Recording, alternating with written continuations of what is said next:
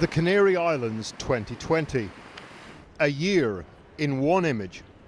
Two of the thousands of recent arrivals from African countries walk past sun loungers emptied of tourists by COVID.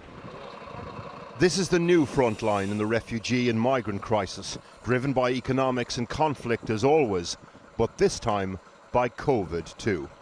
In the last 12 months, 20,000 people arrived on the islands from North and West Africa, a 12-fold increase on the year before. Most came from Morocco, but also Senegal, Mauritania, Mali, on these boats. We're used to seeing small dinghies arriving into the UK, but this is something different. Here in the port where they store the boats that have arrived, you get a sense of how big some of them are, but also how many of them there are.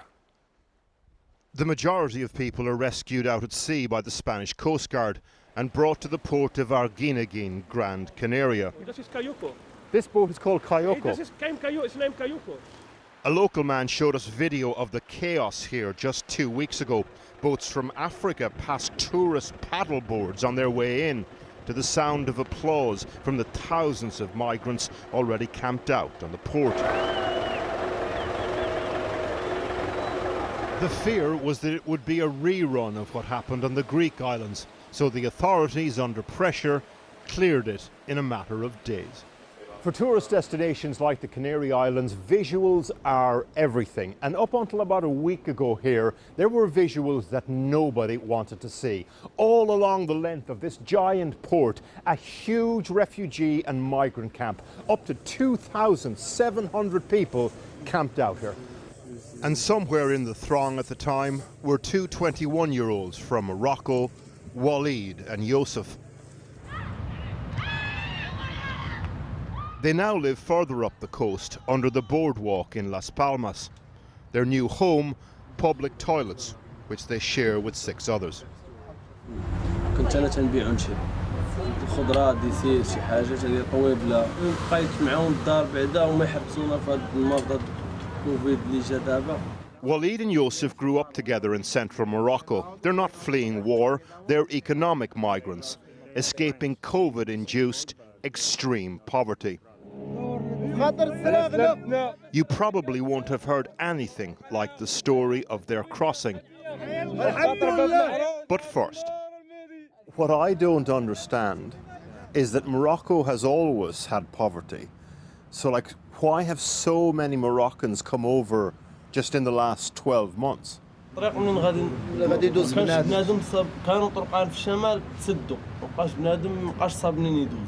They're talking about the migrant routes via the Spanish enclaves in the north of Morocco, which have been secured.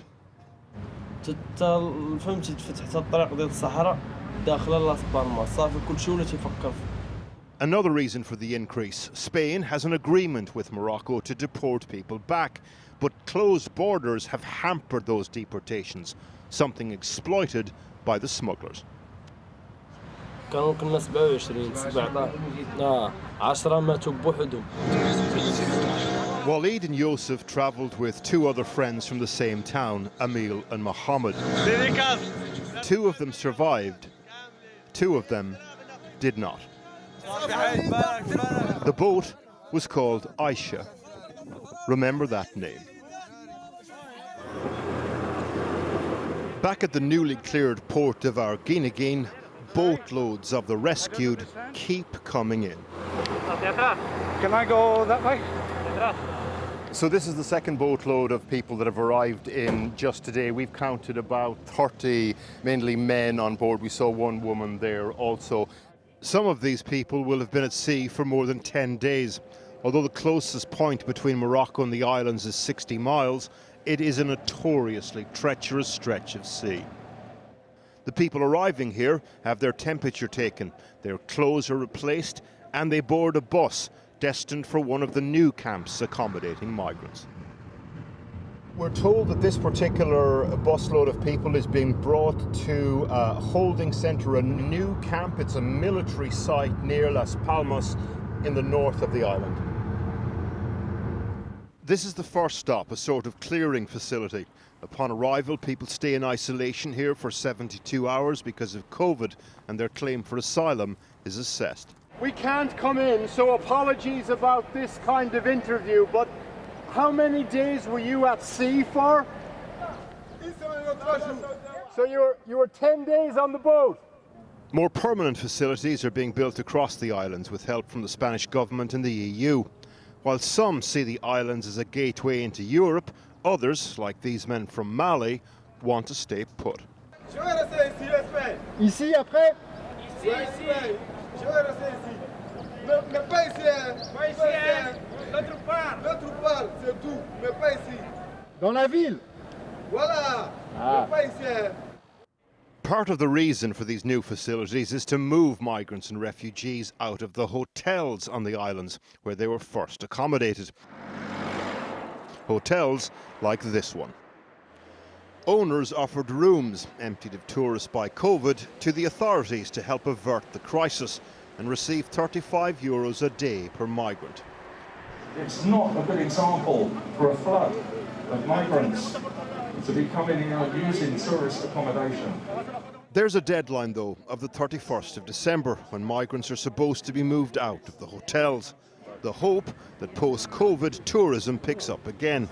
Many, though, like these demonstrators, are not convinced. We are not against with these people, but we can afford them. Most of the people we spoke to here were genuinely concerned about their livelihoods, but for some it's about a certain brand of politics. Like the leader of Spain's far-right Vox party. Que al final es a las personas más sencillas, es a los trabajadores a quienes más está afectando la inmigración ilegal. Sorry, just British television here. The accusation is that you're just using this situation for political reasons.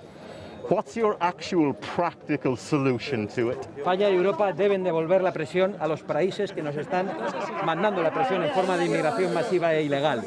España y Europa deben patrullar nuestros mares cerca de los puertos de partida de los inmigrantes. The difficulty with that, thousands of miles of African coastline. Ask the men on board one boat, the Aisha. متحدين مع بعضياتنا ما كاين حتى مشكل ضاحكين ناشطين باغيين نوصلوا للبلاد ما ناويش زعما مخاصمين ماشي واقع شي مشكل بيناتنا وكلشي جاي مفاهم. These videos were filmed on the first day of the voyage. They did not film what happened next. First, the GPS failed.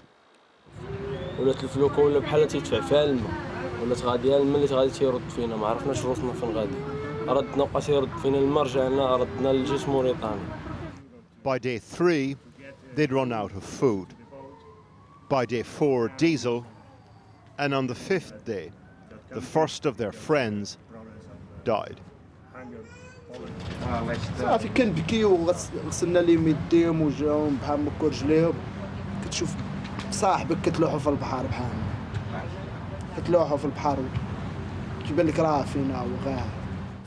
By day 10 at sea, their friends were hallucinating and started throwing themselves into the sea. الدري التصويره ديالو ما تحيدش ليا مسكين من بالي كيجبد الفلوس كيقول لك في البحر تيقول لك راه با فينا هو ويلا نتقداو من سوق الخميس كيجبد وتلاح المره الاولى وجبدناه حطينا واحد شويه ثاني بنادم داز بعينه من ضربتنا الفيقه لقينا هازو. The survivors were rescued after a fortnight. Walid and Yosef then spent time in hospital.